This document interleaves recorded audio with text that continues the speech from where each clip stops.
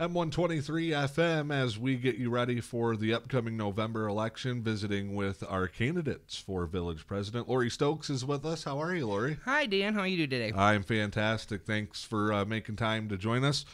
First off, for the voters who may not be familiar with you, tell us a little bit about yourself and your background. Sure thing. I was born and raised in Newberry. Graduated with a Newberry High School class of 1977.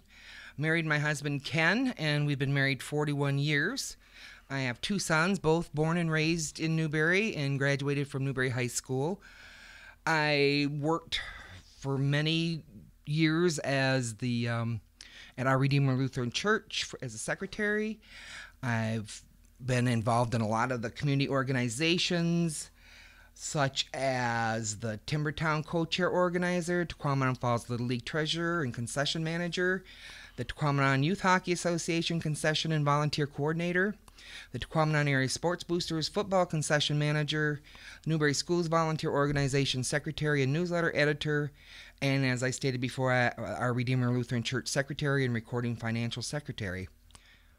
You also have experience within the village. Can you share us a little bit about your experience working with the Village of Newberry? Yeah, I started back in 1997. Shortly after the Timbertown project, I kind of got the bite for the local politics, and I ran for the Village of Newberry trustee position, and I won. And so I served as a trustee from 1997 to 2005.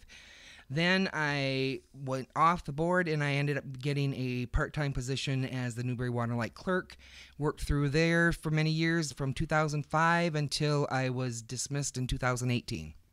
And what prompted you or led you to decide to run for the village president position? Well, a lot of issues have come up. Like I said, I was dismissed in 2008, on March of 2018, and through the years I always kind of considered myself a public servant, and my job didn't just mean going from 8 till 4:30. It involved getting to know my customers, helping them as much as I could, and then surprisingly, when I got dismissed, I just kind of felt like that public servant part of my life was cut off, and so then since then a lot of people have voiced their concerns to me about trust and building up a village council that people can go to and get questions answered.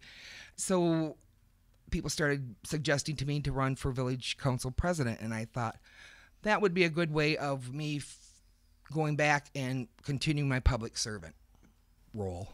What are some of the short-term goals that you would have as the village president? Well, I'm looking very, very closely. I would like to look at the management and financial accountability, the fair and respectful treatment for all residents, realistic budget sustainability, true transparency, not just the word transparent, actually being fully transparent so people know what's going on. Like I said, there's a trust issue out there amongst the residents. They don't trust the current administration and management, and I'd like to try to bring that back. I'd also like to try seeing about bringing back full utility customer service. As far as I know, cash is still legal tender. People should be able to pay their utility bills with cash. I'd like to really work at trying to get that back. And again, keeping my constituents fully informed. Are there any long-term projects that you would like to see go through? Well, of course, if you follow the village finances months, recently we've been told that we are in a pretty deep hole. So long term would to get ourselves out of that financial hole and try to find ways of cutting corners. We have to look at a budget and be realistic about what we can afford, how many employees we can pay their benefits and their salaries on. This village used to be run on a lot less administration, but it's getting to the point now we have more administration sitting in office and we have actually workers out on the street and doing work. I'd like to try to see a turnaround in that. If people are paying such high utility bills, they need to see something for their money, not just it going for salaries. For the voters out there that may still be on the fence, what are some of the traits that you think you bring to the position? Well, I pride myself on being honest, being fair, and being loyal. Loyal to the residents in town, loyal to our businesses. Like I said, I was born and raised here. This town is part of my heart. It's where I plan pretty much to live out my life. Make some trips probably, but Newberry's always going to be my base, and I really want to see it stay vibrant.